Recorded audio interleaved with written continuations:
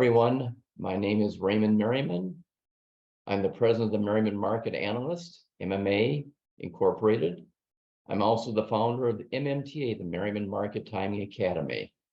It's a 2-year program designed to educate, instruct, and develop skills for those who want to be market timers, financial market timers. So I'm privileged to be on the November 20th panel of the Affiliated Schools Conference, ASC, and their theme is the current situation in the world and what can be expected via my research. Now, my presentation is going to be titled, The Signs They Are A-Changing. This will cover my outlook on the risk and opportunities that we face over the next 3 years based on the sign changes of Pluto going into Aquarius, Neptune in Aries, Uranus in Gemini. This is something that has not happened since at least 1447 to 1452.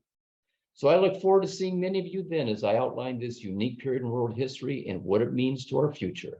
See you then.